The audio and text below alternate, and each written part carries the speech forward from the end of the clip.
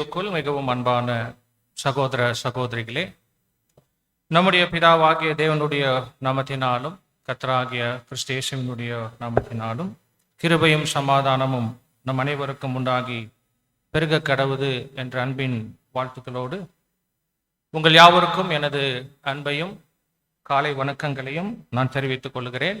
என்னோடு ஈரோட்டில் உள்ள அருமையான சகோதர சகோதரிகளுடைய அன்பின் வாழ்த்துக்களையும் நான் தெரிவித்துக் கொள்கிறேன். அன்பானவர்களே, தேவனுடைய பெரிதான கிருபையில நம்முடைய அர்ப்பணிப்பின் ஜீவியத்தில் மீண்டும் ஒரு முறை நமது அருமை இரட்சகருடைய மரணத்தை நினைவு கூறும் பரிசுத்தமான பந்தியில பங்கு கொள்ளக்கூடிய மாபெரும் ஸ்லாக்கியத்தை எதிர்நோக்கி கடந்த 2 அல்லது 3 மாதங்களாக அந்த பரிசுத்தமான பந்திக்கு ஆயத்தமாகும் வகையில பாடங்களை, கருத்துக்களை நாம் தியானித்தவர்களாக இந்த நாளில் விசேஷமான இந்த கூடுகைக்குள்ளாக நாம் கடந்து வந்திருக்கிறோம். அடுத்த ஞாயிறு நமது அருமை இரட்சகருடைய உன்னதமான பலியை நினைவு கூறும் விதமாக அந்த பரிசுத்தமான பந்தியில் அந்த உன்னதமான அடையாளங்களில் நாம் கை வைக்க இருக்கிறோம். அநேக உபதேச ரீதியிலான பாடங்களை நாம் கேட்டிருக்கிறோம். அநேக ஆவிக்குரிய பாடங்களை நாம் கேட்டிருக்கிறோம். ஆகையால் இந்த நாளில் இந்த பாடம் உபதேச ரீதியிலான பாடமாகவோ ஆவிக்குரிய படிப்பினைகளை கொடுக்கக்கூடிய பாடமாகவோ இருக்காது.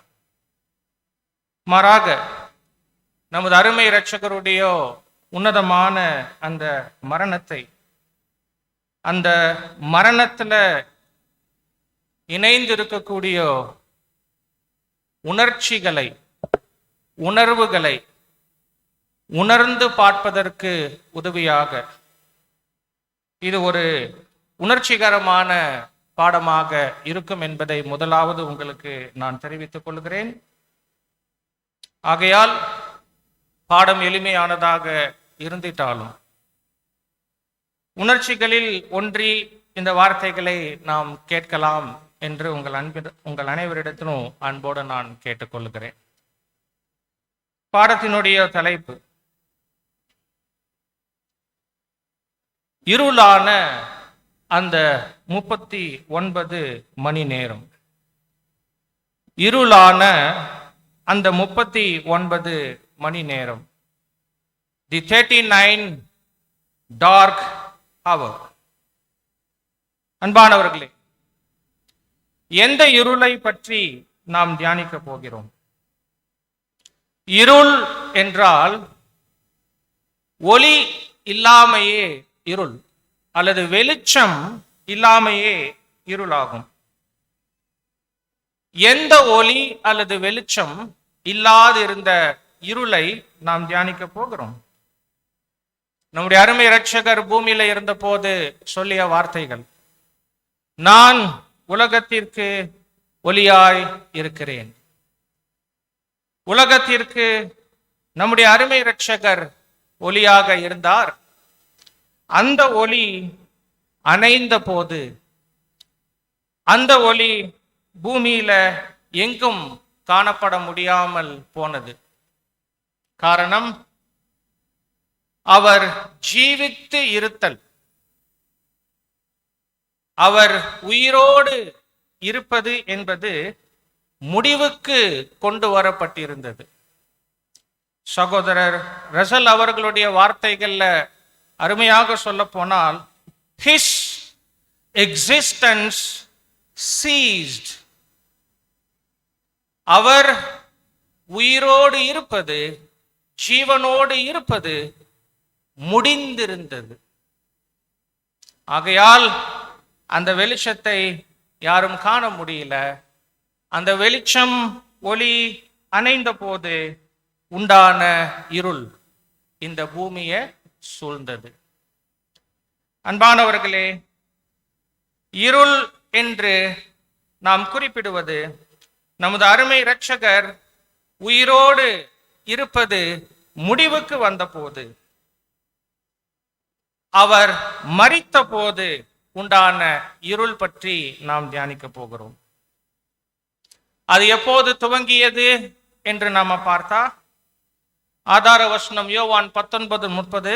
அதிக வசனங்கள் நான் வாசித்திடுவேன், கேட்டது நீங்க வாசித்தா உதவியா இருக்கும். இயேசு முடிந்தது என்று சொல்லி தலையை சாய்த்து ஆவியை ஒப்பு கொடுத்தார். இயேசு முடிந்தது என்று சொல்லி தலையை சாய்த்து ஆவியை ஒப்பு கொடுத்த போது அந்த இருள் துவங்கியது. அன்பானவர்களே, கர்த்தர் இயேசு உயிரோடு இருந்தது முடிவுக்கு வந்திருந்த போது உலகத்துக்கு அது ஒரு இருள் என்பது மாத்திரமல்ல, அவருக்கே அது ஒருவித இருள் தான். யோபு 10:21 வேத வசனங்கள் குறிப்பிடுகிற இருளாகிய அந்த மரண நிலைக்குள்ள கர்த்தர் இயேசு அனுமதிக்கப்பட்டார். The state of death, Sheol, Hades.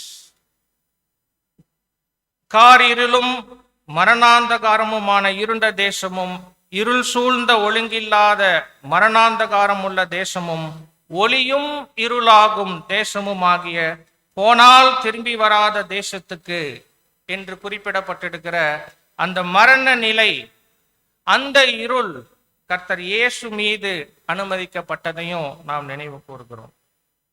அன்பானவர்களே, நாம் தியானிக்க போகிற அந்த இருள் கர்த்தர் இயேசு மரித்த போது உலகத்துக்கு நேர்ந்திட்ட இருள், அவருக்கும் நேர்ந்திட்ட அந்த இருள் நாம் தியானிக்க போகிறோம். அந்த இருளானது ஒரு 39 மணி நேரம் என்று ஆலோசனையாக உங்க முன்னால நாம் வைக்கிறோம். வசனங்கள் நமக்கு நன்கு தெரியும். மத்தேயு 27:46 நமது அருமை இரட்சகர் தலை சாய்த்து தன் ஜீவனை விட்டது 9ஆம் மணி நேரத்தில், அதாவது மதியம் 3 மணிக்கு. அவர் எவ்வளவு மணி நேரங்கள் அந்த மரண நிலையில அந்த இருளுக்குள்ள இருக்க தேவன் அனுமதித்தாங்க என்று பார்க்கும் போது, அவர் வாரத்தினுடைய 1ஆம் நாள் காலையில உயிர் தெழுந்தார் என்று சொல்லும் போது, அந்த காலை என்பது நாம் சரியாக 6 மணி என்று எடுப்போமானால், அவர் மரித்ததில் இருந்து உயிர் தெழுந்தது வரைக்கும் இடைப்பட்ட மணி நேரங்களை நாம் கணக்கிட்டா 39 மணி நேரங்கள் வரும். ஒருவேளை 38 என்று சொன்னாலோ 7 என்று சொன்னாலோ கூட சரியாகத்தான் இருக்கும். பெரிய விவாதத்துக்குரிய விஷயம் இல்லை. யாரேனும் அப்படி எடுத்துக்கொள்ள விரும்பினா தாராளமாக எடுத்துக்கொள்ளலாம். ஆனால் அப்படியாக கர்த்தர் இயேசு தலை சாய்த்து தன் ஜீவனை விட்டு அவருக்கான இருளுக்குள்ள கடந்து போன போது, அது கிட்டத்தட்ட ஒரு 39 மணி நேரங்களாக அந்த மரண நிலையில, அந்த இருளில் அவர் இருந்தார். அந்த 39 இருளான மணி நேரம் உலகத்துக்கு ஒரு மாபெரும் இருளாக இருந்திருக்கணும். அன்பானவர்களே, இந்த 39 இருளான மணி நேரம் தான் வசனங்களின் அடிப்படையில் வேற விதத்துல சொன்னா, கர்த்தர் இயேசுனுடைய ஆத்மா மரணத்தில் ஊற்றப்பட்டிருந்த மணி நேரங்கள், ஜீவனுள்ளோருடைய தேசத்துல இருந்து நம்முடைய அருமை இரட்சகர் அறுப்புண்டு போயிருந்த மணி நேரங்கள், அவர் தம்முடைய ஆத்மாவை இன்றைய மன்னாவில் வாசித்தது போல மரணத்தில் ஊற்றியிருந்த மணி நேரங்கள், அவருடைய ஆத்மா பாதாளத்துல விடப்பட்டிருந்த மணி நேரங்கள், அவர் மரண தூளில் போடப்பட்டிருந்த மணி நேரங்கள். அன்பானவர்களே, கர்த்தர் இயேசு பூமியில இருந்தார். ஆனா அவர் மரித்த போது அதை தொடர்ந்து வந்த 39 மணி நேரங்கள் இல்லாமல் போனார். அவர் பூமியில காணப்படல, பரலோகத்துல காணப்படல. தேவனுடைய குமாரன், உலகத்தின் இரட்சகர் எங்கே? இல்லாமல் போனார். அவருடைய இல்லாமை, எக்ஸ்டிங்ஷன் சம்பவித்த 39 மணி நேரங்கள். அன்பானவர்களே, ஒருவேளை இல்லை என்ற வார்த்தைக்கோ இல்லாமை என்ற வார்த்தைக்கோ ஒரு வலி இருக்குது, ஒரு வேதனை இருக்கு, ஒரு உணர்ச்சி இருக்கு என்று எடுத்துக்கொண்டா அந்த வார்த்தை அதற்கான உச்சபட்ச வீரியத்தோடு எப்போ பயன்படுத்தப்பட்டிருக்கும், மற்றவர்களால் உணரப்பட்டிருக்கும் என்று சொன்னா, தேவனுடைய குமாரன், தேவனுடன் உடன் சிருஷ்டிகராக இருந்து சர்வத்தையும் சிருஷ்டித்தவர், மனுக்குலத்தின் இரட்சகர், அவருடைய இல்லாமை போன போதுதான் அந்த வார்த்தைக்கான முழு வீரியம் உண்மையில வரலாற்றில் நிறைவேறி இருக்கும். அந்த 39 இருளான மணி நேரங்கள் நமது அருமை இரட்சகர் இல்லாதிருந்த நேரங்கள்.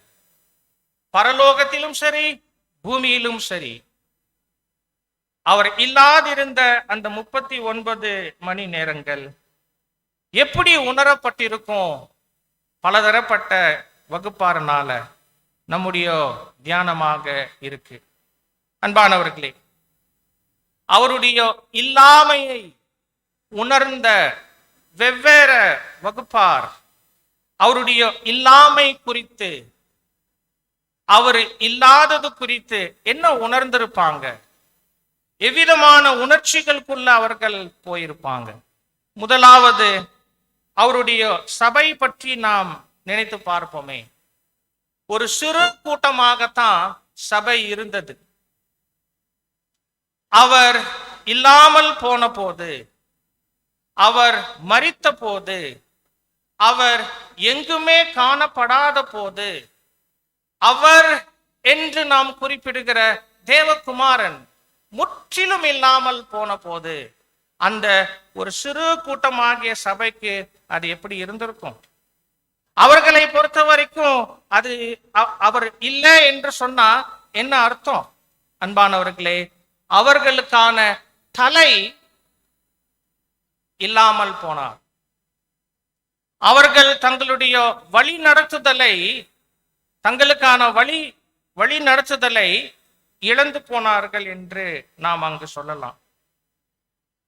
ரீபிரிண்ட்ல சகோதரர் ரொம்ப அழகா சொல்லுவார், கர்த்தர் இயேசு மரித்து உயிர்த்து எழுகிற வரைக்குமான அந்த இடைப்பட்ட மணி நேரங்கள்ல சீஷர்கள் எவ்வளோ நொறுங்கி போயிருந்திருப்பாங்க.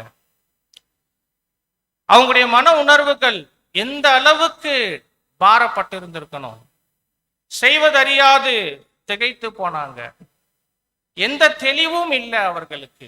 எங்க போறது, யார்கிட்ட போறது, என்ன செய்வது, இனிமேல் நமக்கு என்ன?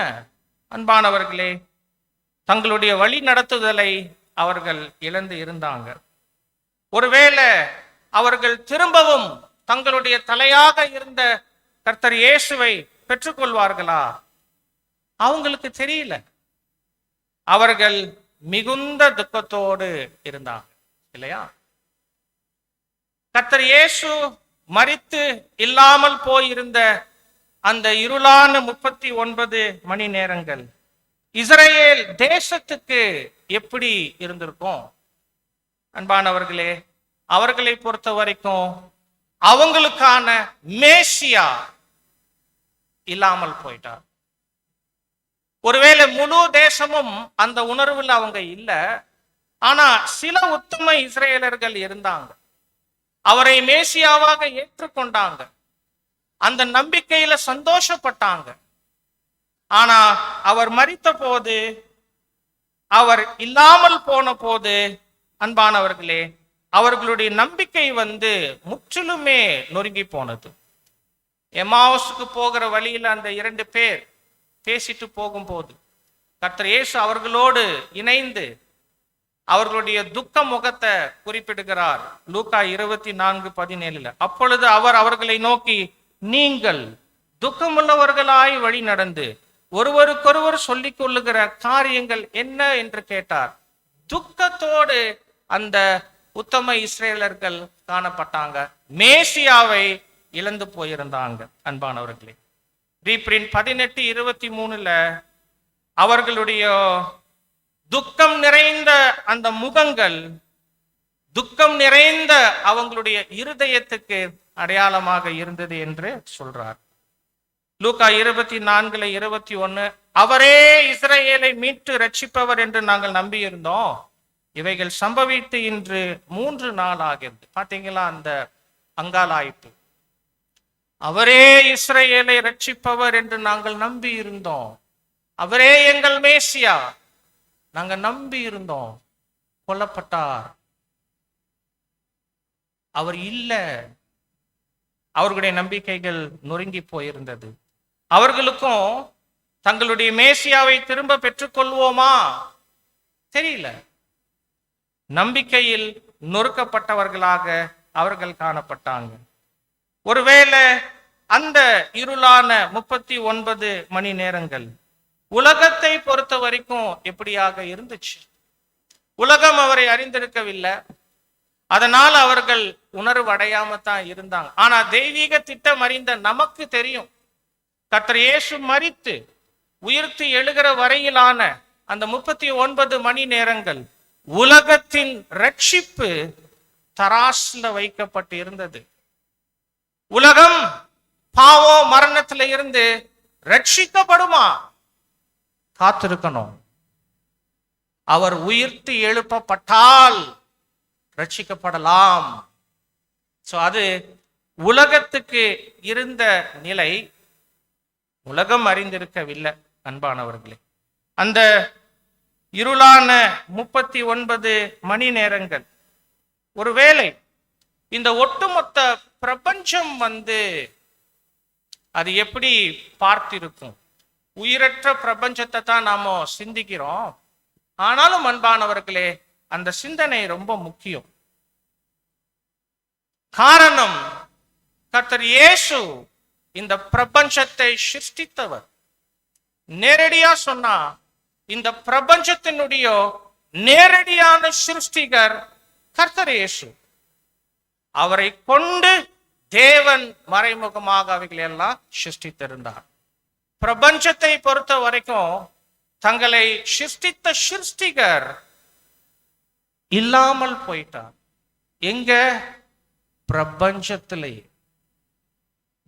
ஒருவேளை 7ஆம் தூதன் சில வாக்கியங்களை நமக்கு எழுதலைனா சில விஷயங்கள் நமக்கு புரியவே புரியாது. நம்ம உணர்வுனால உணரவே முடியாது.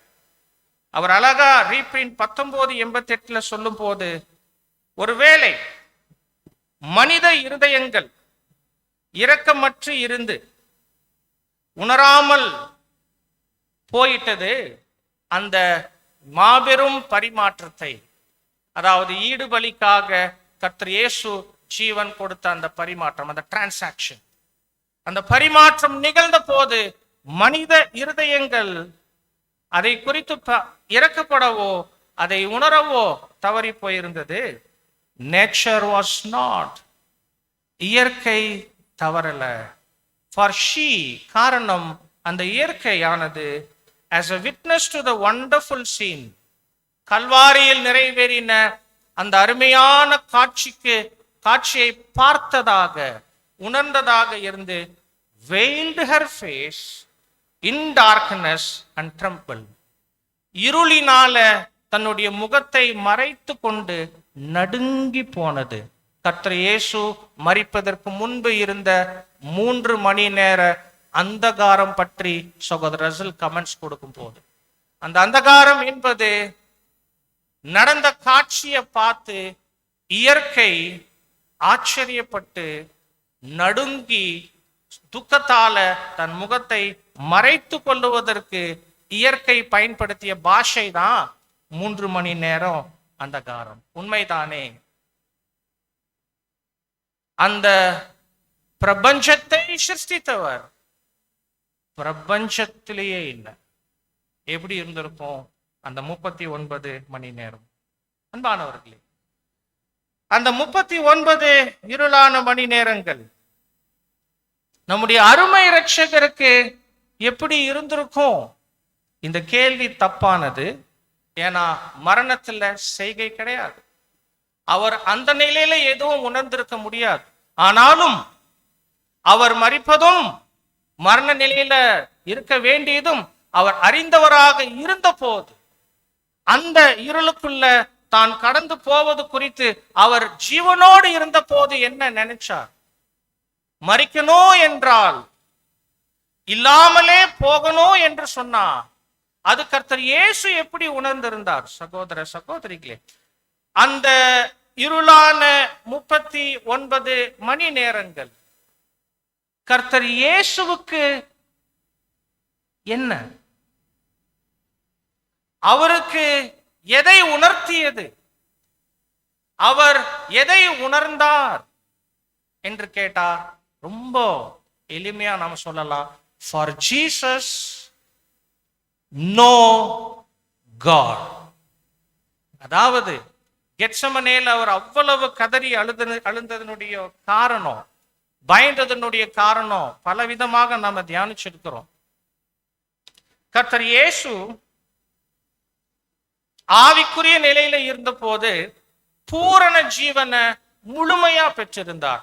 பூமியில மனுஷனா இருந்த போது பூரண ஜீவனை முழுமையா பெற்றிருந்தார். இப்போ அந்த ஜீவனை ரான்சமா கொடுப்பதற்கு அவர் காத்திருக்கிறார். அவருக்கு நன்கு தெரியும், தேவன் மீண்டும் அவரை உயிரோடு எழுப்புவதற்கு வாக்குத்தத்தம் பண்ணி இருப்பது. அந்த வாக்குத்தத்தமோ கண்டிஷனல், நிபந்தனைக்கு உட்பட்டது. நியாய பிரமாணங்களுக்கு உட்பட்டு எல்லா விதத்திலும் தேவனுடைய பார்வையில் அங்கீகரிப்புக்கு உரிய மரணத்தை அவர் அடைந்தால் மாத்திரமே தேவ வாக்கு தத்தத்தின்படி மீண்டும் அந்த மரண நிலையில இருந்து உயிரோட எழுப்பப்படுவார். ஏதாவது ஒரு எழுத்துல, ஒரு கட்டளையில கர்த்தர் இயேசு தவறி இருப்பாரையானால் அவர் மரிக்கிற அந்த மரணம், அவர் இல்லாமல் போகிற அந்த அனுபவம் அவரை பொறுத்த மட்டில் நிரந்தரம், நித்தியம், எட்டர்னல் எக்ஸ்டிங்ஷன். அது அதனால தான் கர்த்தர் இயேசு பயந்தார். ஏன்னா ரீபிரிண்ட்ல அருமையா ஒரு வாசகம் இருக்கு, 35:89. கர்த்தர் இயேசு பரலோகத்துல என்று சொன்னாலும் பூமியில என்று சொன்னாலும் சரி, அப்ப என்று சொன்னாலும் சரி, இப்ப என்று சொன்னாலும் சரி, எப்ப என்று சொன்னாலும் சரி, அவருடைய வாஞ்சை என்ன? His proper desire were to live, serve and praise the Lord.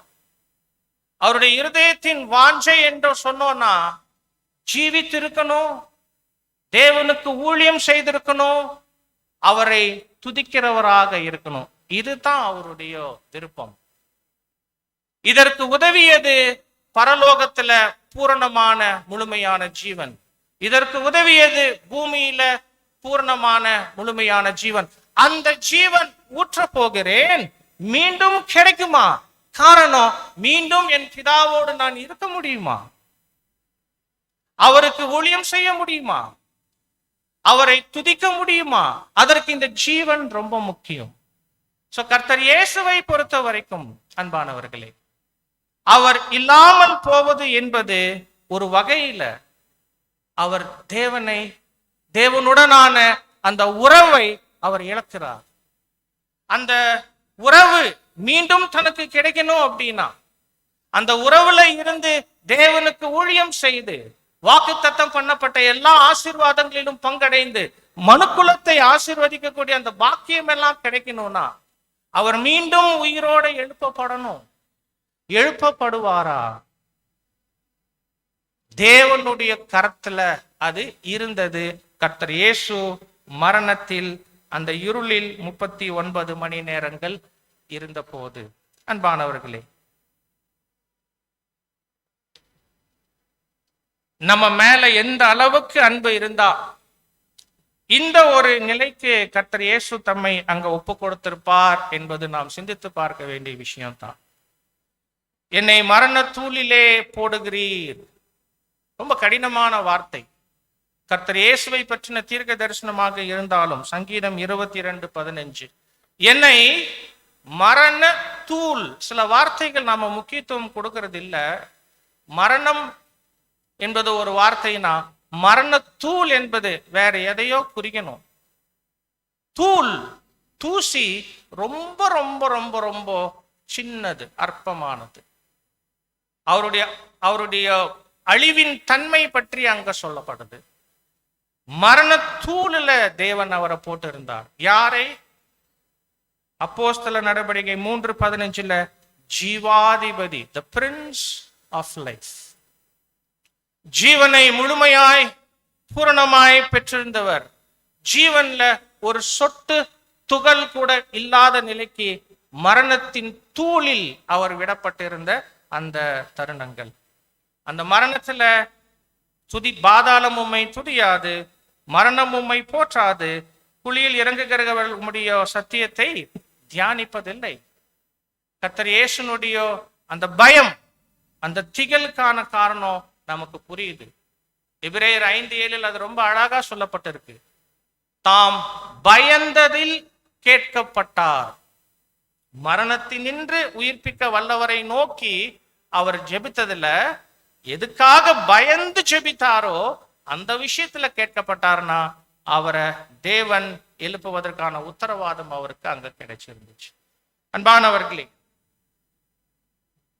இது கர்த்தர் இயேசுவுக்கு அந்த 39 மணி நேரங்கள்.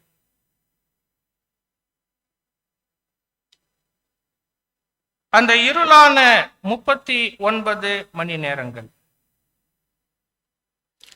பிதாவாகிய தேவனுக்கு எப்படிப்பட்ட உணர்வுகளை கொடுத்திருக்கணும், எப்படிப்பட்ட அனுபவங்களை கொடுத்திருக்கணும்.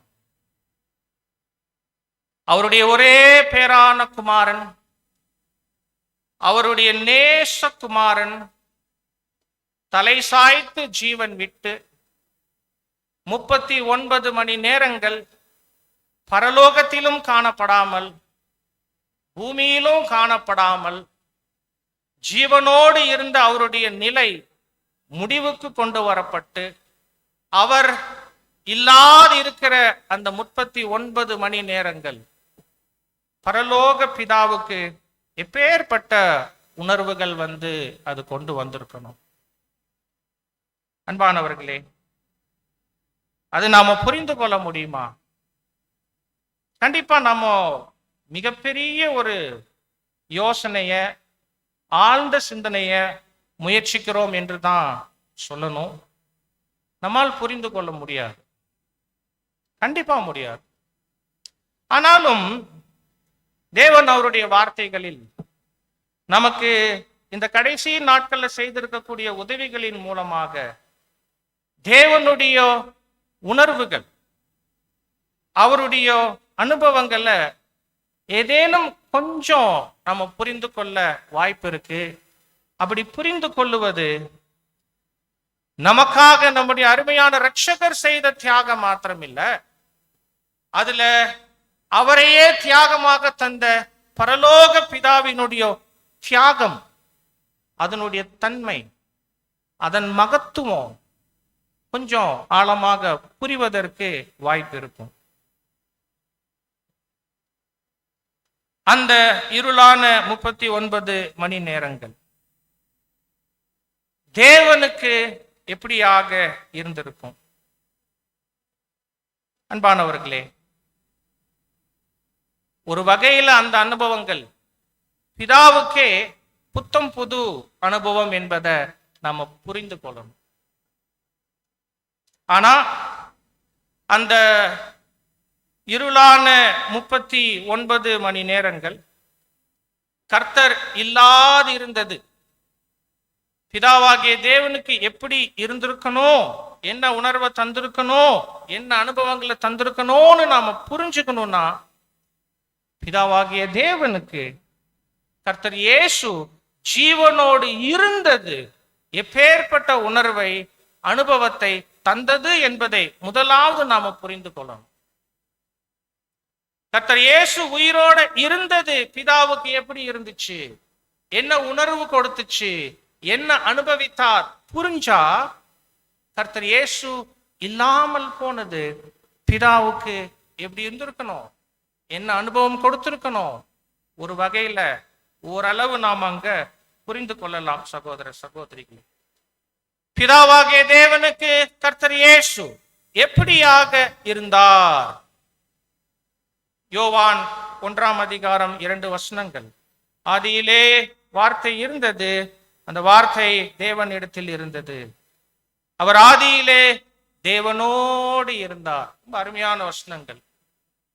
எதை குறிக்குது என்று சொல்லும் போது, எதுவும் சிருஷ்டிக்கப்படுவதற்கு முன் அல்லது எதுவும் சிருஷ்டிக்கப்படாததுக்கு முன் பிதா மாத்திரமே இருந்தாங்க.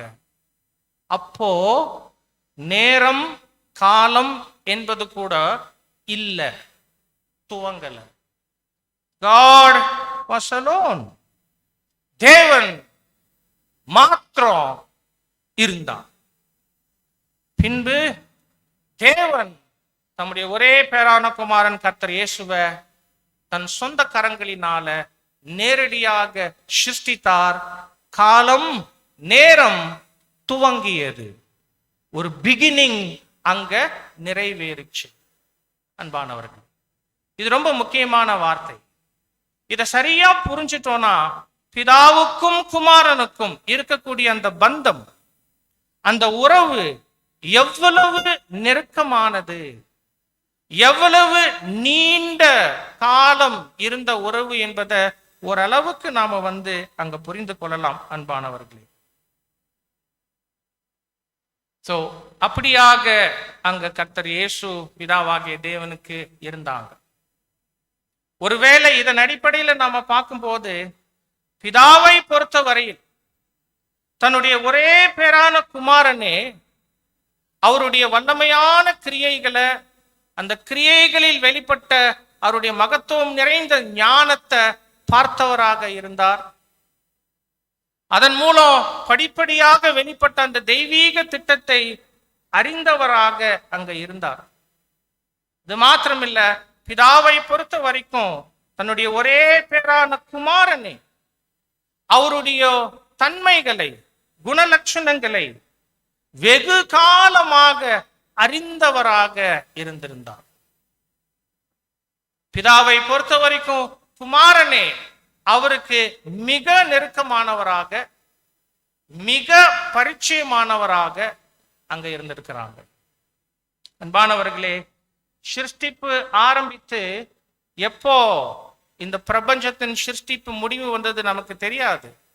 ஒருவேளை அந்த காலம் எடுத்துக்கொண்டா அதை பார்த்தாதான் நமக்கு புரியும், பிதாவும் குமாரனும் எப்படியாக இருந்துட்டாங்க.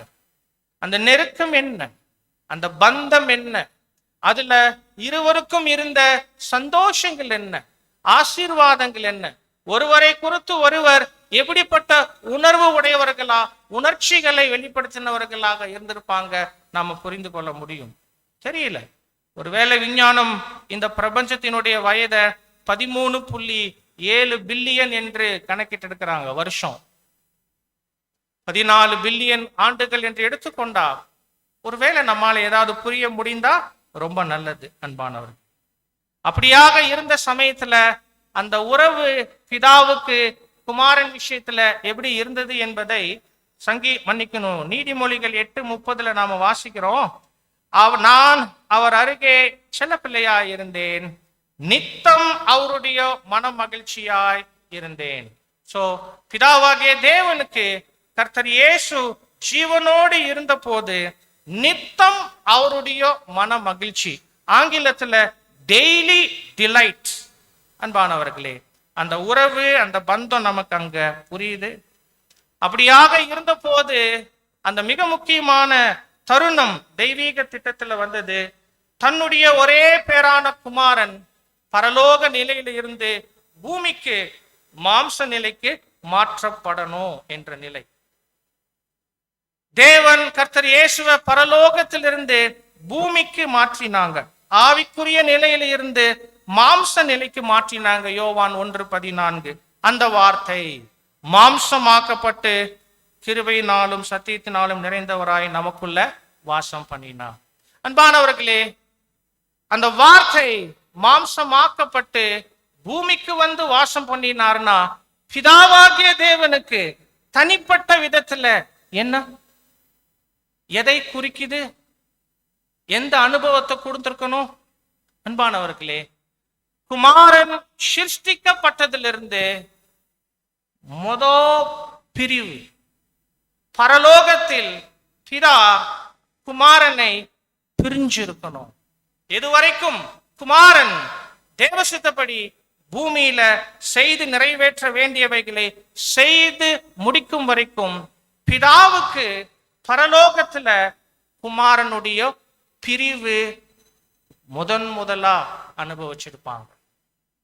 ஆனா தேவனுடைய ஞானத்துக்கும் வல்லமைக்கும் நாம் அநேக ஸ்தோத்திரங்கள் ஏறெடுக்கணும்.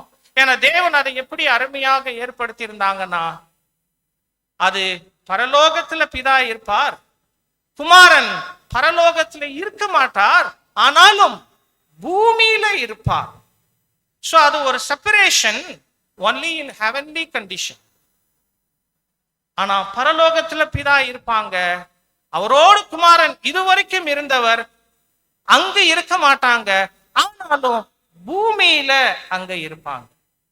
அப்படின்னா என்ன என்று சொன்னா, இந்த பரலோகத்திலிருந்து அவர் பூமிக்கு மாற்றப்படுவதில்ல, உயிர் தியாகம் இல்லாததுனால கர்த்தர் இயேசு பரலோகத்திலிருந்து அந்த ஜீவனோடு அப்படியே மாற்றப்பட்டு பூமிக்குரிய நிலைக்கு வந்தாங்க. இது எதை குறிக்குது என்று சொன்னா, இந்த மாற்றப்படுதலுக்குள்ளாக கர்த்தர் இயேசு கடந்து போனதில்ல, ஒரு நொடி பொழுது கூட இயேசு வார்த்தை தேவனுடைய குமாரன் இல்லாத நிலைக்கு போல, ஒரு நொடி பொழுது கூட இல்லாத நிலைக்கு அவர் போகல. ரொம்ப ஆச்சரியம் அது. பிரதர் ரசூல் அவர்கள் அதை சொல்லும் போது, when our Lord was changed from spirit to human being, நம்முடைய ஆண்டவர் நம்முடைய கர்த்தர் இயேசு ஆவிக்குரிய நிலையிலிருந்து மாம்சீக நிலைக்கு மாற்றப்பட்ட போது, his existence, அவர் உயிரோடு இருப்பது, அவருடைய ஜீவித்து இருத்தல் என்பது did not cease for a moment, ஒரு நொடி பொழுதுக்கு கூட இல்லாமல் போயிடும். ரொம்ப ஆச்சரியம் தேவனுடைய வல்லமை அதை எப்படி நிறைவேற்றியது என்று. பரலோகத்தில் இருந்தார், பூமிக்கு மாற்றப்பட்டார், ஒரு நொடி கூட அவர் இல்லாமலே போகல, ஜஸ்ட் சுபாவம் மாத்திரம் தான் அங்க மாற்றப்பட்டது. ஒருவேளை அந்த ஏற்பாடு பிதாவாகிய தேவனுக்கே ரொம்ப சந்தோஷமானதா இருந்திருக்கும். ஏன்னா அவர் குமாரனை பிரிஞ்சுதான் இருந்தாரு, பரலோகத்துல கூட பெற்றிருக்காம. மற்றபடி குமாரன் இல்லாமல் எல்லாம் போவே இல்லை, ஜஸ்ட் அப்படியே டிரான்ஸ்பர் ஆனார். ரொம்ப ஆச்சரியம். நம்ம ஆச்சரியம் தான் படுறோம் அந்த தேவ வல்லமை. பாருங்க, இது சொல்றதெல்லாம் நம்ம சராசரி மனித மூளைக்கு கிரகிக்க முடியல. அது எப்படி அந்த ஜீவன் மாற்றப்படுது, ஒரு நொடி கூட அது இல்லாமலே போல, அந்த கண்டினியூவேஷன் அப்படியே இருக்குது. அந்த ஜீவன் அப்படியே தொடருது. எப்படி தேவன் செய்தாங்க தெரியல, ஆனா அது தேவனுக்கே ரொம்ப சந்தோஷமா தான் இருந்திருக்கும். ஏன்னா ஒரு நொடி பொழுது கூட தன் குமாரன் அவர் இடத்துல. ஆனா அன்பானவர்களே, தேவனுடைய திட்டத்துல இந்த பிரிவு இருந்துச்சு, அவர் இல்லாமல் போகல, ஆனா சீக்கிரத்திலேயே இல்லாமல் போகிற தருணம் வந்துச்சு. ஒருவேளை ரசூல் அந்த தருணம் பத்தி பேசும்போது, the greatest event in human history அப்படித்தான் ஆர்டிகல்ல எழுதுறார். மனித வரலாற்றின் மாபெரும் நிகழ்வு. என்ன நிகழ்வு? இயேசு முடிந்தது என்று சொல்லி தலையை சாய்த்து ஆவியை ஒப்பு கொடுத்த நிகழ்வு.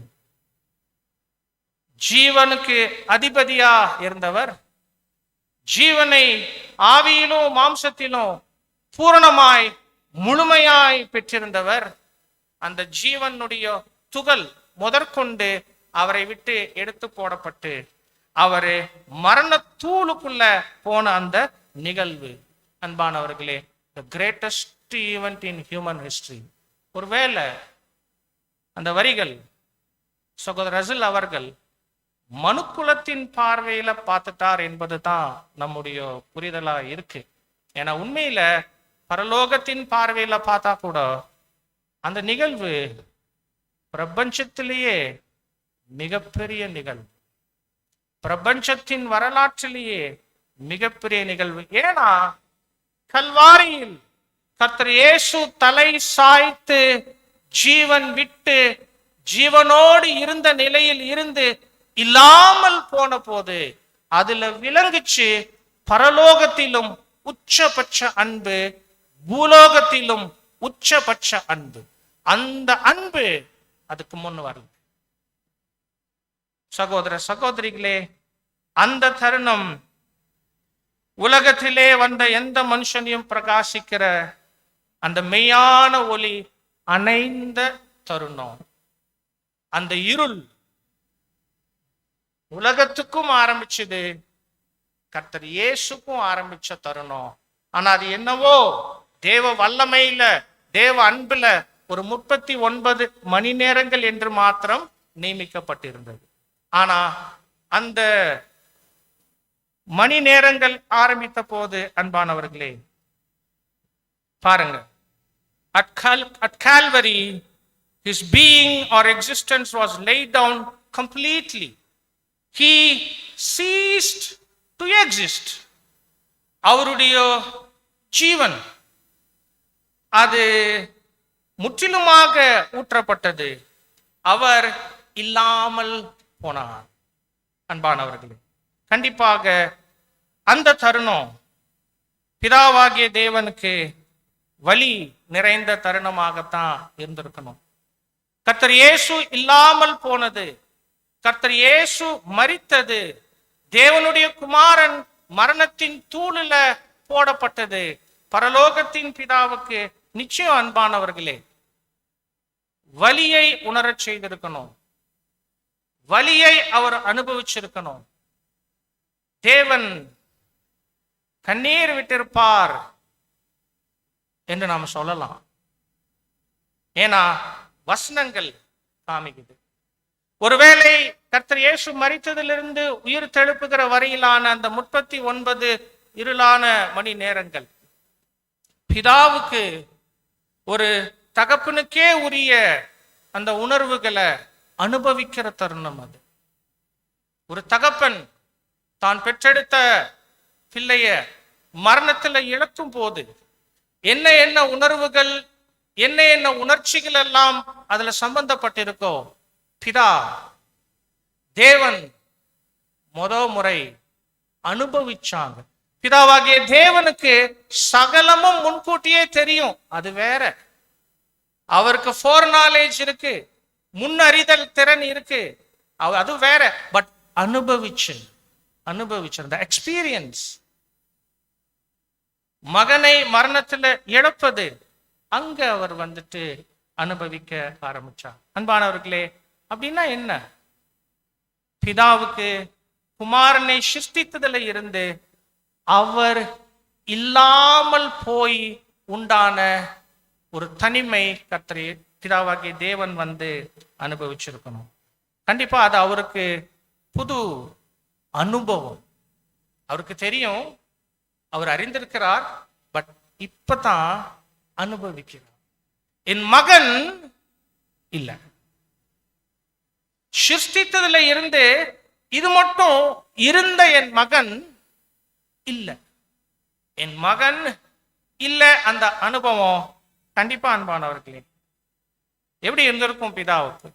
நித்தம் அவருடைய மன மகிழ்ச்சியாக இருந்தவர் இல்லாமலே போயிருப்பது பிதாவுக்கு எப்பேற்பட்ட ஒரு அனுபவமா, வழி தரக்கூடிய அனுபவமாக இருந்திருக்கணும். அது அப்பதான் அவர் அனுபவிக்கிறார் என்பது நாம் சிந்தித்து பார்ப்பதற்கு மிக முக்கியமான ஒரு கருத்து. மனித உணர்வுகள் பத்தி பேசும்போது ஃபெமிலாரிட்டி பிரீட்ஸ் லைக்கிங். ஒரு விஷயத்தை பழக பழக, ஒரு சிலரோட பழக பழக பிடிக்கும்.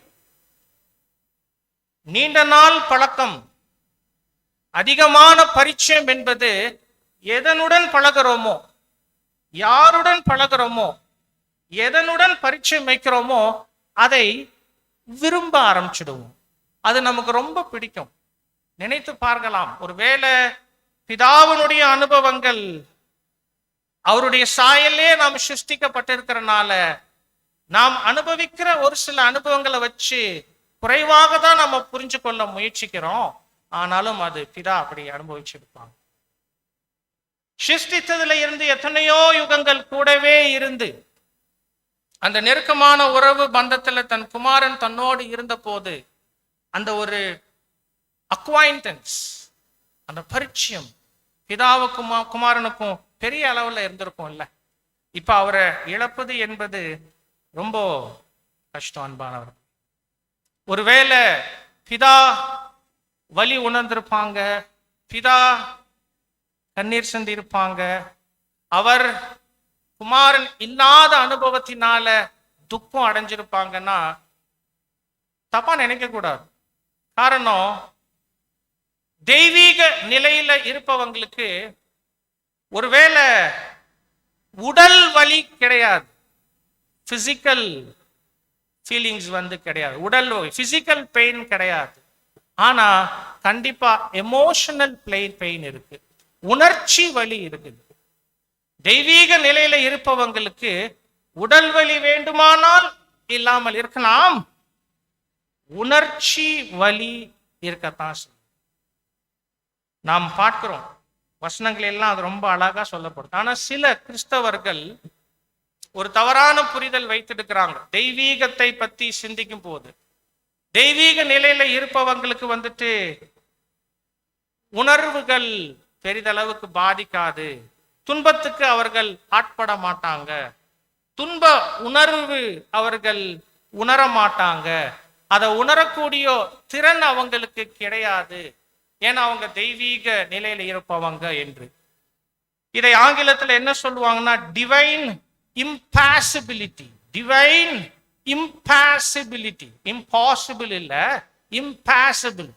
தெய்வீக நிலையில இருப்பவர்கள் துன்ப உணர்வு அனுபவிக்க மாட்டாங்கிற ஒரு ஒரு ஒரு கருத்து கிரேக்கர்களிடம் இருந்து காலப்போக்கில் கிறிஸ்தவர்களிடம் வந்தது. ஜான் கெல்வின் அதை ரொம்ப உயர்த்தி பிடித்தார். அந்த விஷயத்துல அவருக்கும் மார்ட்டின் லூத்தருக்கும் கருத்து வேறுபாடு வந்தது. அன்பானவர்களே, அது தப்பான ஒரு கருத்து. தெய்வீக நிலையில இருப்பவங்கள் பத்தி சொல்லும் போது divine nature is not immune to emotional pain, though it is with physical pain. உடல் வலி இல்லாமல் இருக்கலாம், உணர்ச்சி வலி இருக்கத்தான் செய்து. தேவன் பற்றி நம்ம வசனங்கள் வாசிக்கிறோம். ஏசாயா 63:9 அவர்களுடைய எல்லா நெருக்கங்களையும் அவர் நெருக்கப்பட்டார். மனுஷங்க படுகிற அனுபவங்கள், துன்பவங்கள் பிதாவாகிய தேவனும் உணர்கிறாங்க. அவங்களுடைய எல்லா நெருக்கங்களிலும் அவர் நெருக்கப்பட்டார். தேவன் கண்ணீர் சிந்துவது பத்தி வசனம் இருக்கு. புதிய ஏற்பாட்டுல கர்த்தர் இயேசு கண்ணீர் விட்டார். லாசரு விஷயத்துல தேவன் விட்டாரா? எங்கேயாவது சொல்லி இருக்கா என்று கேட்டா எரேமியா 14:17 என் கண்களில் இருந்து இரவும் பகலும் ஓயாமல் கண்ணீர் ஓடிக்கொண்டிருக்கும், என் ஜனமென்கிற குமாரத்தியாகிய கன்னிகை மகா வேதனையிலும் வேதனையுள்ள அடியினாலும் கொடிய காயத்தினாலும் சேதப்பட்டிருக்கிறார். தம்முடைய ஜனம் என்று சொல்லிட்ட இஸ்ரேல் ஜனங்களுக்காக அவர் கண்ணீர் வடிக்கிறதாக உருவக பாஷையிலேயே சொல்லப்பட்டாலும் அந்த எமோஷன், அந்த ஃபீலிங், ஒரு ஒரு ஒரு பிதா, ஒரு தேவனாக இருந்து பிதாஸ்தானத்துல இருப்பவருக்கு தகப்பனுக்குரிய உணர்வுகள் உண்டு என்பதை ரொம்ப அழகா அங்க சொல்லுறாங்க. பிரதர் ரசூல் இதை கன்ஃபார்ம் பண்றாங்க. Reprint 18:33 the principle taught in the divine word. தெய்வீக வார்த்தைகளில் என்ன கொள்கை நமக்கு போதிக்கப்பட்டிருக்கு என்று சொன்னா, true love weeps with those that weep. உண்மையான அன்பு அழுகிறவர்களோட அழும். And rejoices with those that rejoice. சந்தோஷப்படுகிறவர்களோட சந்தோஷப்படும். And this one is exemplified in divine character. இந்த உண்மையான அன்புடையவராக இருந்து அழுகிறவர்களோட அழுவது என்பது தேவனிடத்துல நமக்கு காண்பிக்கப்பட்டிருக்குது. ஏன்னா அவருக்கு அந்த உணர்வுகள் உணர முடியும். அந்த உணர்ச்சிகளுக்குள்ள கடந்து போவார். இதை புரிந்து கொள்ளணும்னா தேவனுடைய தன்மை, அதுல ஒரு சில அம்சங்கள் நாம புரிந்து கொள்ளணும். அன்பானவர்களே, தேவனுடைய தன்மை பற்றி சில வசனங்கள் நமக்கு உணர்த்தும். துன்மார்க்கரே என்று சொன்னாலும் அவங்க மரிப்பது, அவங்க மரணம், அதுல தேவனுக்கு விருப்பமே இல்லை. துன்மார்க்கர் மரிக்கிறது தேவனுக்கு அந்த மரணத்துல பிரியம் இல்லை, சந்தோஷம் இல்லை. எசேக்கியேல் 33:11, நான் துன்மார்க்கனுடைய மரணத்தை விரும்பாமல். எசேக்கியேல் 18:23, துன்மார்க்கன் சாகிறது எவ்வளவு வேணும் எனக்கு பிரியமோ பிரியம் இல்லை. எசேக்கியேல் 18:32, சாகிறவனுடைய சாவை நான் விரும்புகிறதில்லை.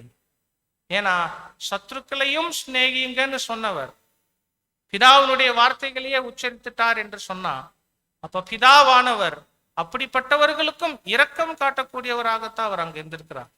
சோ துன்மார்க்கனுடைய சாவுல அவருக்கு பிரியம் இல்லை, விருப்பம் இல்லை என்று சொல்வது மிகச் சரியானதுதான். அதுவே அவருடைய தன்மை. அன்பானவர்களே, அப்படின்னா நீதிபரராக இருந்த தன் குமாரன் மரணத்துக்குள்ள போனது பிதாவுக்கு எப்படி இருந்திருக்கும்? துன்மார்க்கன் சாவது அவருக்கு பிரியம் இல்லை. ஆனா பாவம் இல்லாதவர், மாசில்லாதவர், பாவிகளுக்கு விலகினவர், பரிபூர்ண தன்னுடைய குமாரன் அந்த மரணத்துக்குள்ள ஊற்றப்பட்டது பிதா விரும்பி இருப்பாங்களா? அந்த அனுபவம் பிதா எப்படி பார்த்துடுப்பாங்க? அன்பானவர்களே,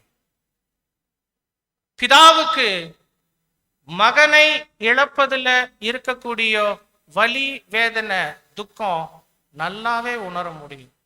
அது அவருடைய தன்மையில ஒன்று. ஒரு வசனம் இருக்கு, நிறைய வசனங்கள் அந்த வார்த்தை வரும். யாத்திராகமம் 3:7 எடுத்துக்கொண்டா, அவர்கள் படுகிற வேதனைகளையும் அறிந்திருக்கிறேன் தேவன் சொல்றாங்க. வேதனை படுகிறவர்களுடைய வேதனைய பிதாவாகிய தேவன் அறிந்திருக்கிறேன் என்று சொல்றாங்க. அது என்னது அறிந்திருக்கிறேன்? அதுக்கான கிரேக்க பதம் யாடா, YADA, யாடா, யாதா. அதனுடைய அர்த்தம் என்ன என்று சொன்னா, அறிவுபூர்வமாகவும் சரி, உணர்வு பூர்வமாகவும் சரி அவர்னால அறிந்து கொள்ள முடியும். குறிப்பாக யாராவது 2 பேருக்குள்ள இருக்கக்கூடிய உணர்வுகளை உணர முடியும். அப்படின்னா தேவனுடைய அந்த இரக்கம் நிறைந்த அன்பு, அன்பானவர்களே, மற்றவர்களுடைய பாடுகள், வேதனைகள், வலிகளை அவர்னால உணர முடியும். அறிவுபூர்வமாகவும் சரி, உணர்ச்சிகரமாகவும் சரி. இது அவருடைய சுபாவமாக இருக்கு என்று சொல்லும் போது, குமாரன் ஜீவன் விட்டு இல்லாமல் போன அந்த இருளான மணி நேரங்கள், கண்டிப்பா பிதாவாகிய தேவன் அந்த துக்கம் உணர்ந்தெடுப்பாங்க. இந்த துக்கம் என்பது ரொம்ப பெரிய வார்த்தை. அதை ரொம்ப கரெக்டா எங்க பயன்படுத்துவோம்னா, நாம் அன்பு கூர்ந்தவர்களை மரணத்துல இழக்கும் போது துக்கம் அனுசரிக்கிறோம். அது சம்பிரதாயமா சில விஷயங்கள் நடக்கும். ஆனா அன்பு கூர்ந்தவர்களை, நேசித்தவர்களை மரணத்துல இழக்கும் போது நாம உணரக்கூடிய அந்த உணர்ச்சி தான் கிரீவிங், கிரீஃப், துக்கம். ஒரு வகையில அந்த துக்கம் என்பது அன்புக்கு நாம கொடுக்கிற விலை. ஏன் அன்பு கூர்ந்தவர்களை மரணத்துல இழக்கும் போது துக்கம் வருது? அன்பு கூர்ந்துட்டீங்கல்ல, விலை கொடுத்துதான் ஆகும். துக்கப்படுதல் அன்பு கூர்ந்ததுக்கு நாம கொடுக்கிற விலை. அப்ப நினைத்து பாருங்க, God is love. தேவன் அன்பாகவே இருக்கிறார் என்று சொன்னா, அந்த அன்பே உருவான தேவன், என் சொந்த குமாரன், என் ஒரே பேரான குமாரன், மை பிலவட் சன், என் நேச குமாரன், என்னுடைய நித்தமுமான மன மகிழ்ச்சி, மை டெய்லி டிலைட் என்றெல்லாம் சொல்லி அன்பு கூர்ந்த அந்த குமாரனை மரணத்துல கொடுத்த போது அந்த விலை அவரும் கொடுத்திருக்கிறார். அந்த துக்கம் பிதாவாகிய தேவன் கூட உணர்ந்திருக்கிறாங்க. மார்க் 15ஆம் அதிகாரம் 33-34 வசனங்கள் ஏற்கனவே சொன்னதுதான். கர்த்தர் இயேசு சிலுவையில தொங்கும் போது அந்த 3 மணி நேரம் அந்தகாரம், ரசல் வேற ஒரு கோணத்துல அந்த இருளுக்கு விளக்கம் கொடுக்கும் போது இட் வாஸ் டப்ட்லெஸ், சந்தேகமே பட வேண்டாம். Sent as an expression of divine wrath and as a typical of the darkness of alienation from God. விடுங்க அது. அந்த இருள் இயற்கை தன்னுடைய கொந்தளிப்பாக காமிச்சது தன் சிருஷ்டிகர் மறிக்க பண்ணப்பட்டதை குறிச்சு. அது மாத்திரம் இல்ல, அதை தேவன் அனுப்பினார். ஏன்னா தன் குமாரன மரணத்துல அவர் இழப்பதுல அவருக்கு இருந்துட்ட வலி, வேதனை, துக்கம், அது நிமித்தம் அவருக்கு நிகழ்த்தப்பட்ட அநீதி, அது விஷயத்துல ஒரு அதிருப்தி காமிக்க அதை அனுமதிச்சுட்டான். பிரதர் ரசல் சில விஷயங்கள் ரொம்ப அருமையா ஆச்சரியமாக நமக்கு அங்க வெளிப்படுத்துவது அங்க பார்க்கிறோம். அன்பானவர்,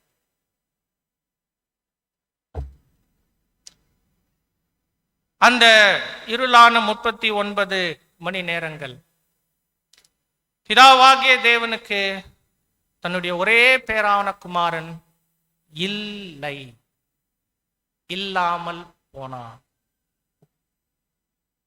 சிருஷ்டிக்கப்பட்டதுல இருந்து அன்பானவர்களே, பூமியில் அவர் இருந்த வரைக்கும் அவர் இல்லாமல் போவே இல்லை. ஆனா மரித்த போது முதலா இல்லாமல் போனார். தன் குமாரன் இல்லாமல் போனாங்க. நிறைய சமயங்களை நாம் இப்படியாகலாம் யோசிப்போம். ஈடு பலி கொடுத்ததுல நம்முடைய அருமை இரட்சகருடைய தியாகம் எவ்வளோ பெரிய தியாகம், எவ்வளோ வலி, எவ்வளோ வேதனை, எவ்வளோ பாடுகள். உண்மை, மாற்று கருத்தே இல்லை. அதுவே கடந்த மாதங்களுடைய நம்முடைய தியானமாக அங்க இருந்துச்சு. ஆனா அதே சமயத்துல நாம் சிந்திப்போம், கண்டிப்பா குமாரனை நமக்கான ஈடுபலியாக கொடுத்ததில்ல, பிதாவுக்கு பெரிய தியாகம் செய்திருக்கணும், பிதா செய்திருக்கணும், அவருக்கு வலி இருந்திருக்கணும், அவருக்கு வேதனை இருந்திருக்கணும். ஜஸ்ட் அதை ஒப்பிட்டு பார்த்தா அன்பானவர்களே, ஒருவேளை ஒப்பிடுதல் என்ன? கர்த்தர் இயேசுவுக்கு தான் படப்போகிற பாடு, மரிக்க போகிற மரணம், இணைக்கப்பட்டுள்ள அனுபவங்களில் சில அனுபவங்கள் கெத்செமனே வரைக்கும் தேவன் மறைச்சு வச்சிருந்தார். ரீசெண்டா நம்ம பாடங்கள்ல பார்த்தோம். கெத்செமனேல ஒரு அனுபவம் மறைச்சு வைக்கப்பட்டிருந்தது, கல்வாரியில ஒரு அனுபவம் மறைச்சு வைக்கப்பட்டிருந்தது. அவர் படப்போகிற கஷ்டம், பாடு அவருடைய நன்மைக்காக தேவன் தம்முடைய ஞானத்துல, என் மகனுக்கு இப்ப அது தெரிய வேண்டாம், ஒருவேளை அது ரொம்ப பாரமா இருக்கும், ரொம்ப வலியா இருக்கும், நடக்கும்போது அவர் தெரிஞ்சுக்கிட்டோம், அப்படி தேவன் வச்சிருந்தது நம்ம பார்க்கிறோம். அன்பானவர்களே, தேவன் சகலத்தையும் சம்பவிக்கிறதுக்கு முன்பே அறிந்து கொள்ளுகிற திறன் உள்ளவர், ஃபோர் நாலேஜ் இருக்கு. அப்படின்னா அவரு குமாரனை மரணத்துக்குள்ள அனுமதிப்பதுல என்னென்ன கஷ்டப்படணும், வேதனைப்படணும், எல்லாமே தெரிஞ்சே இருந்தது. அப்படின்னா அவருடைய முன்னறிதல் என்பது அவருடைய வலி வேதனைக்கு வேற ஒரு பரிணாமத்தையே கொடுக்குது. ரொம்ப கஷ்டப்பட்டு இருக்கணும். கர்த்தர் இயேசுவுக்கு சில அனுபவங்கள் அவருடைய நன்மைக்காக மறைச்சு வைக்கப்பட்டிருந்தது. ஆனா பிதாவாகிய தேவனுக்கு தான் கடந்து போகிற அனுபவங்கள் தெளிவா தெரியும். அது அந்த வலிய, அந்த வேதனைய இன்னுமே கொஞ்சம் உயர்த்தி வைத்து தானே இருக்கணும். அது பிதாவாகிய தேவனுடைய அனுபவம், குமாரனை பலியாக தந்ததில்லை. இன்னொன்னு சொல்லலாம், கெத்செமனேல கர்த்தர் இயேசு தனக்கான பாத்திரம் பானம் பண்ணும் போது, நான் ஒருவனாய் ஆலை மிதித்தேன், ஜனங்கள்ல ஒருத்தரும் என்னோடு இருக்கல, பரிதபிக்கிறவன் உண்டோ என்று பார்த்தேன், யாரும் இல்லை. எவ்வளோ உண்மை! அவருக்கான பாத்திரம், அந்த பாடு, அந்த அவமானத்தின் அனுபவங்கள் தனியா அவர் அனுபவிச்சார். உண்மை. ஆனா தேவன் இருந்தார். இருந்தனாலதான் அந்த விண்ணப்பத்துக்கு ஒரு தூதன் கொடுத்து மகனை தேற்றினார். அதே கெத்செமனேல குமாரன் தேவன் கிட்ட வந்து ஜெபித்து பதில் கிடைக்காம மனபாரத்தோட சீஷர்கள் கிட்ட திரும்பி போய் மறுபடியும் தேவன் கிட்ட வந்து மறுபடியும் சீஷர்கள் கிட்ட போய் மறுபடியும் இந்த பாரத்துக்குள்ள குமாரன் போகும்போது பிதா எப்படி இருந்திருப்பாங்க பரலோகத்துல? அவருடைய குமாரன் இல்லை. அவ்வளவு உச்சம். ஏன்னா கர்த்தர் இயேசுவுக்கு உச்சபட்ச சோதனை கெத்செமனே. அந்த கெத்செமனேல பிதாவாகிய தேவன் குமாரனை பார்க்கும்போது ஒரு தகப்பனாக, தேவன் பிதா, இந்த ரெண்டு வார்த்தையில நிறைய உணர்வுகள் இருக்கு இல்ல? பிதாவா பார்ப்போம். ஒரு பிதாவா, ஒரு தகப்பனா தன்னுடைய குமாரன், நேசகுமாரன் அப்படியாக பாடுபடும் போது ஒருவேளை பிதாவுக்கு யாராவது ஈக்குவலா இருந்தாங்களா? ஷேர் பண்ண யாருமே இல்லை. யாருமே இல்லை. கர்த்தர் இயேசுவுக்கு பூமியில யாரும் இல்லை, பரலோகத்துல பிதா இருந்தாங்க. ஆனா பிதாவுக்கு பரலோகத்துல யாருமே இல்லை. இந்த கம்பேரிசன், இன்னும் ஒரு அருமையான கம்பேரிசன் நாம் பண்ணலாம். கல்வாரி சிலுவையிலேயே கர்த்தர் இயேசு தொங்கும் போது தேவன் அவரை கைவிட வேண்டியது அவசியம். தேவன் அவரை கைவிட்டார். அந்த உறவு துண்டிக்கப்பட்டது. கர்த்தர் இயேசு அந்த கடினமான அனுபவத்தை அனுபவிச்சது மரணம் சம்பவிப்பதற்கு ஏதுவானது. அதனுடைய பாரம், வீரியம், ஆழம் நம்மால புரிந்து கொள்ள முடியுது. பிதாவுடனான அந்த உறவு, அதுதான் அவருக்கு ஜீவனாய் இருந்திருக்கு. அந்த உறவு துண்டிக்கப்பட்டவுடன் ஜீவன் முடிவுக்கு அங்க வந்தது. சப்ப அன்பானவர்களே, சிலுவையில இருக்கும் போது நாம் என்ன சொல்லலாம்? பிதாவுடன் இருந்த அந்த உறவுல இருந்து துண்டிக்கப்படுகிற அனுபவத்தை கர்த்தர் இயேசு அனுபவித்தாங்க. அந்த உறவு துண்டிக்கப்பட்டது. ஆனா பிதா இருந்தார். பிதா இருந்தார் பரலோகத்துல. அவருடனான உறவு துண்டிக்கப்பட்டது. கர்த்தர் இயேசு மரிச்சதுக்கு அப்புறம் நாம யோசிக்கலாம், பிதா இருக்கிறார், குமாரன் இல்ல. இது ரொம்ப பெரிய அனுபவம்.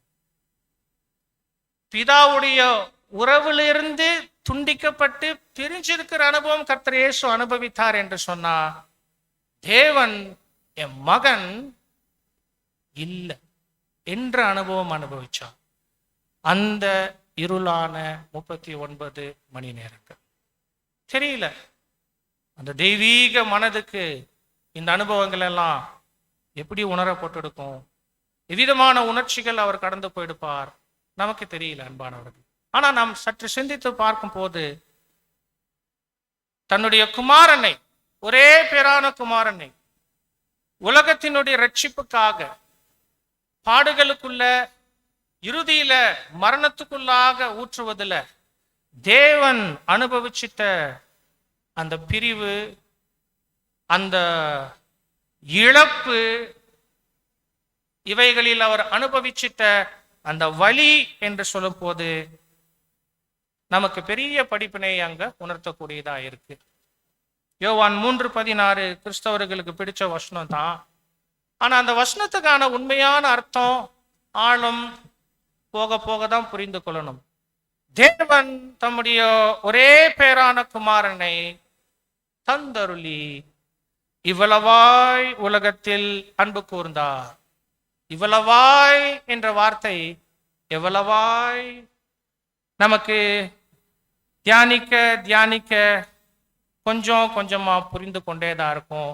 ஒருவேளை இன்று நாம் தியானித்ததுல குமாரனை உலகத்தின் ரட்சிப்புக்காக கொடுப்பதில் முதலில் அவரை விட்டு பிரிந்தது, பின்பு அவரை மரணத்துல ஒரு 39 மணி நேரங்களுக்கு முற்றிலுமாக இழப்பது, அதில் அவர் அடைந்திட்ட வலி, அவர் அனுபவித்திட்ட வேதனை நமக்கு கொஞ்சம் புரிய வைக்குது.